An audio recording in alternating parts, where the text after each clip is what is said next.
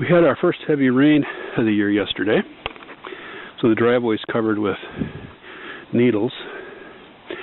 But I thought we'd just check a few things here. You may recall little Frida that got planted. This is where the barberry was last year. And she's done pretty good. She's got, I see she's got some flowers here coming out now. And suddenly decided to grow a couple of tall stalks. So I'll probably trim those sometime. I think I'll wait till they're done blooming though before I do that. But I think if I trim her back a little bit, she might bush out more instead of growing straight up.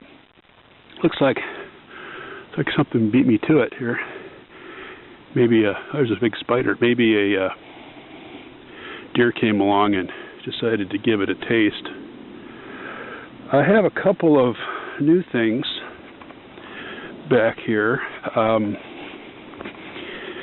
This was a spot, it's mostly shade, and there was a large leafed plant here for several years, but I haven't seen it lately, so I think it's gone. So I went and was looking around the store, and I found these, and this is a Sarcococa rucifioli, I don't know, slow-growing, rounded, evergreen, broadleaf shrub. Grows 3 to 5 feet. White flowers, dark red berries, needs shade. So I put 2 of those in here, and I think they'll be about right. So they'll get, they'll get yay tall. So they should fit right in this spot really good. So that went in there, and then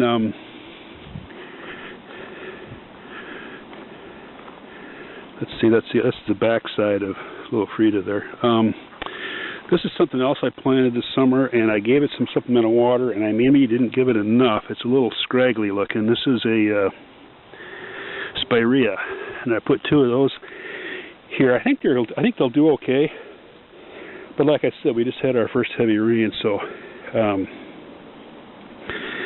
and I had given it supplemental water, but like I said, maybe not enough. But it's still got green leaves, and it's got some new growth, it looks like, near the bottom. So it looks a little scraggly, but they'll probably perk up here in a year or 2. Speaking of things that come back, this area here is pretty sunny and hot in the summer. These are daylilies that are long gone, and sometime I need to come in here and clean that up. But at one point, maybe 7 years ago, I'd put a couple of shrub roses in here, and I haven't seen them forever and had completely forgotten about them. And this year, suddenly, they decided to pop up. That one doesn't look like too much, but this one actually had, get that calf out of the way, this one actually had a couple of blooms.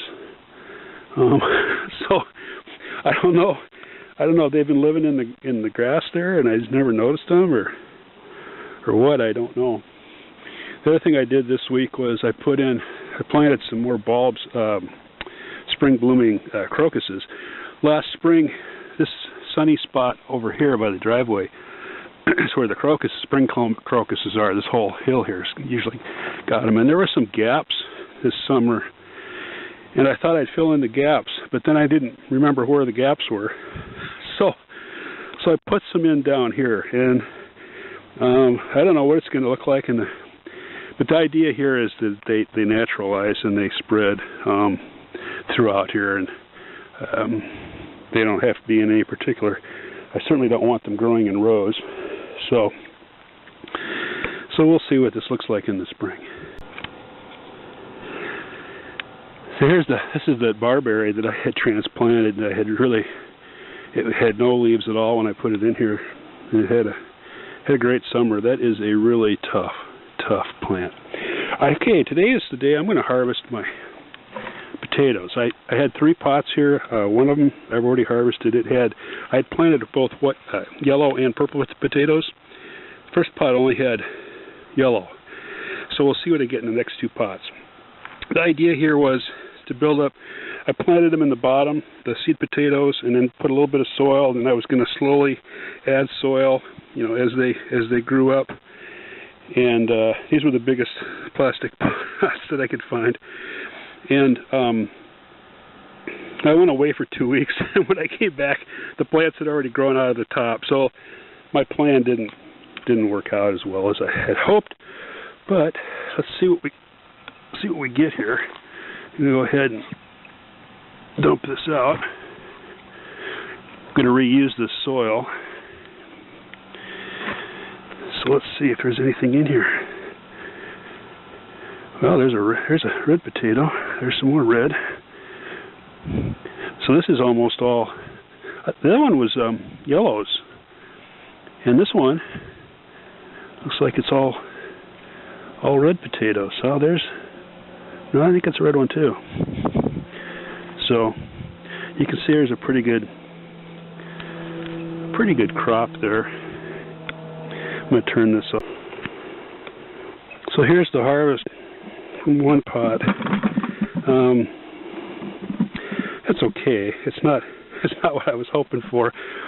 Like I said, maybe the problem was that I went away for 2 weeks at just the wrong time. So I have one more pot to do. I'm going to do that one next. This one looks all red potatoes too. So interesting. I thought I planted yellow and purple, and I got one pot of yellow and 2 pots of red. So, oh well, I like red potatoes too. So this pot had about 4 yellow and all the rest red. So, lesson learned from this time. If I do this next year, I think I will only put one kind of potato in each pot and not try to mix them. Looks like I maybe had one plant that had the yellow potatoes and the rest are red in this pot. So, well, you know, that's enough for a couple of weeks for us, at least. So, it was an experiment. It was something to try. Speaking of experiments, I'm going to end here. This is the top off of pineapple that came from the grocery store. Just cut the top off and set it in some wet potting soil. Give it water, and I don't know. We'll see what happens. If it turns into anything, I'll put it in a future episode. If it dies back, this might be the last you'll ever hear of it.